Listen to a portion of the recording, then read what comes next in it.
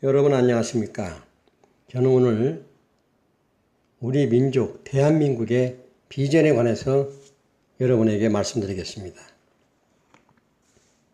먼저 이 말씀을 드리기 전에 전 시간에 성서로 돌아가자 멜기세덱의 제사장에 관한 말씀을 드린 바 있습니다.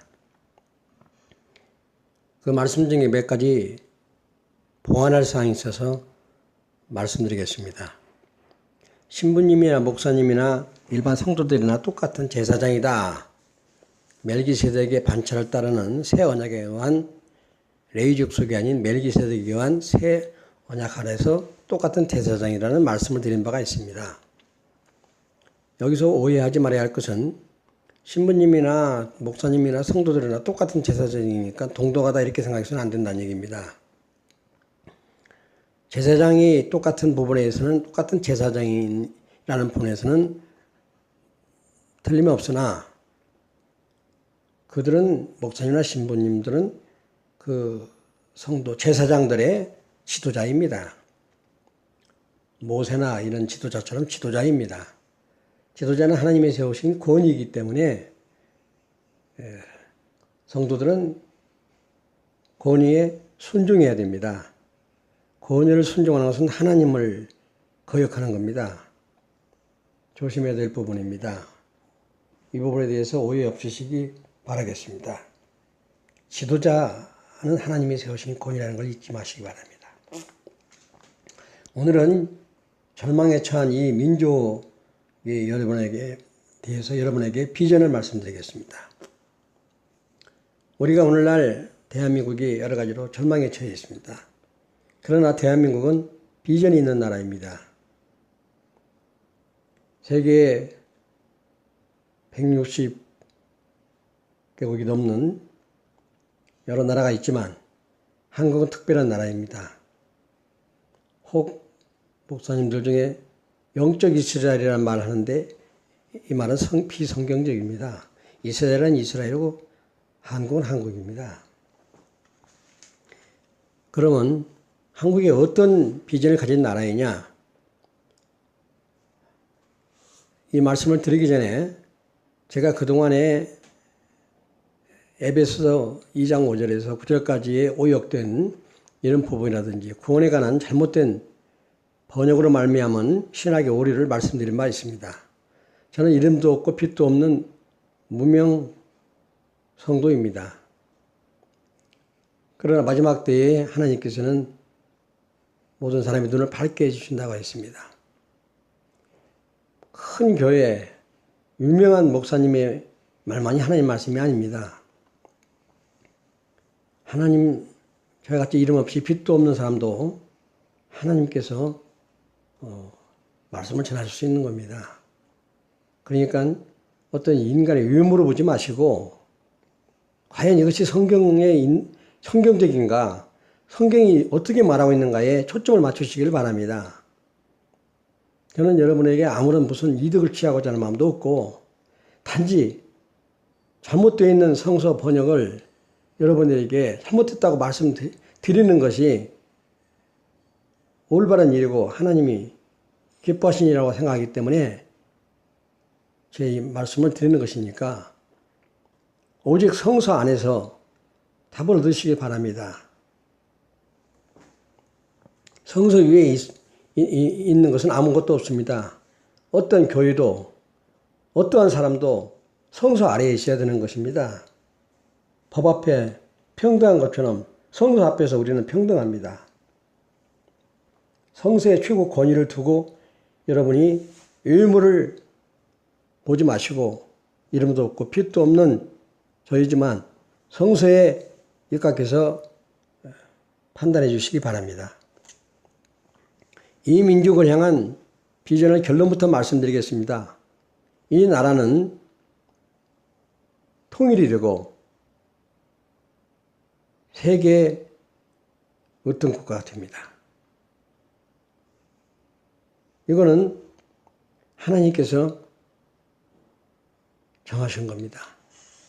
성경에 대한민국이라는 구절은 없습니다. 대한민국이 이런 나라가 된다는 구절은 없습니다. 그러나 신명기서, 로마서, 호세아서, 이사야서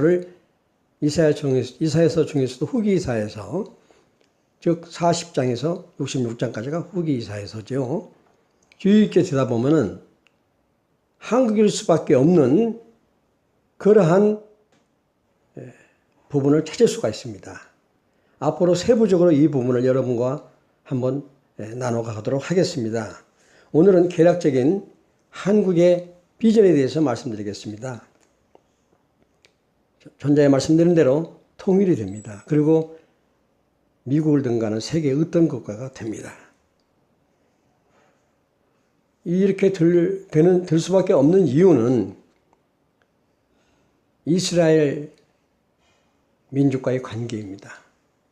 또 예수님의 재림과 관계된 문제이기 때문에 그렇습니다.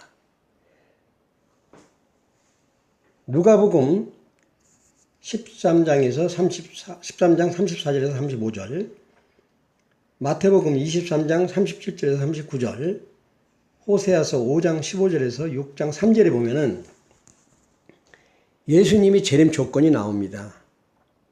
예수님은 이스라엘 민족이 메시아로 예수님을 받아들여야지 재림 조건이 충족이 됩니다. 그런데 현재 이스라엘의 상황을 보면은 예수님을 메시아로 인정하지 않고 있습니다. 그런데 로마서 9장에서 11장까지 보면은 사도 바울이 이스라엘 민족의 구원을 놓고 애통하는 부분이 나오는데 거기에 대한 응답이 이스라엘 민족이 이방 민족을 보고 시기에서 돌아온다는 그러한 구절이 있습니다.